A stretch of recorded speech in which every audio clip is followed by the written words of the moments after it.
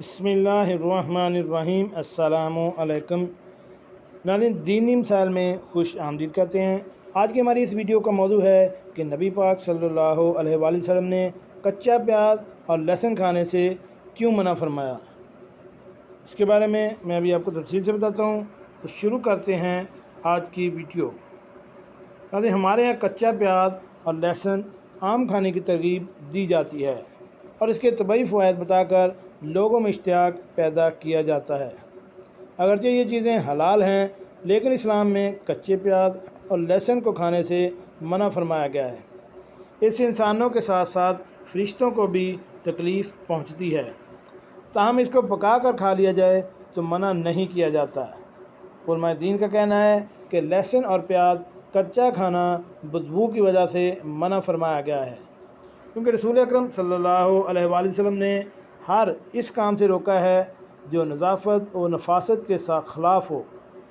سیدنا عبداللہ بن عمر رضی اللہ تعالیٰ عنہ روایت کرتے ہیں کہ نبی کریم صلی اللہ علیہ وآلہ وسلم نے غزوہ خیبر کے دوران فرمایا کہ جو اس درخت یعنی لہسن سے کھائے وہ ہماری مسجد کے قریب نہ آئے۔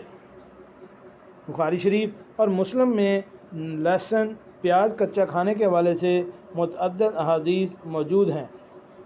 حضرت ابو طلحہ رضی اللہ تعالیٰ عنہ کی بیان کردہ حدیث کافی طویل ہے، جس میں حضرت عمر فاروق رضی اللہ تعالیٰ عنہ نے بہت سی باتیں بتائیں۔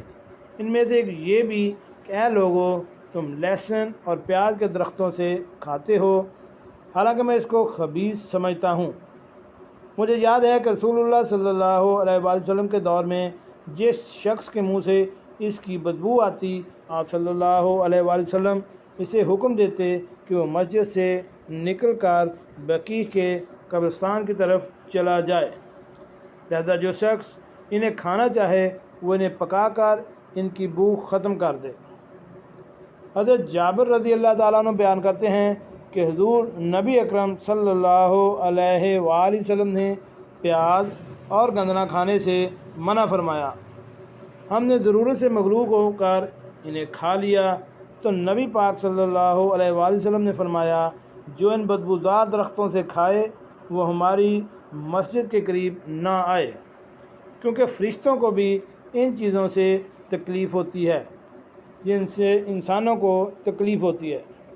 اس حدیث سے ثابت ہوتا ہے کہ لہسن اور پیاز کی بو سے جہاں انسانوں کو ناگواری محسوس ہوتی ہے، وہاں فرشتوں کو بھی بدبو سے تکلیف ہوتی ہے، لہذا جو شخص اپنے منہ اور باقی جسم کی صفائی کا خیال نہیں رکھتا، وہ انسانوں کو تو تکلیف دینے کے ساتھ ساتھ فرشتوں کو بھی تکلیف دیتا ہے، جس سے انسان روحانی طور پر بھی کمزور ہو جاتا ہے۔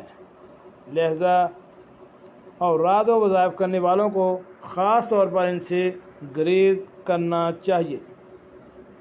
جی ناظرین، کیسی لگی آج کی ہماری یہ لہسن اور پیاز کے متعلق معلوماتی ویڈیو؟ ہمارے اس چینل دینی مسائل کو سبسکرائب کریں اور ساتھ بیل آئیکن کا بٹن بھی پریس کر دیں تاکہ ایسی معلوماتی ویڈیو آپ کو بار وقت ملتی رہ سکے۔ ملتے ہیں ایک نئی ویڈیو کے ساتھ۔ السلام علیکم۔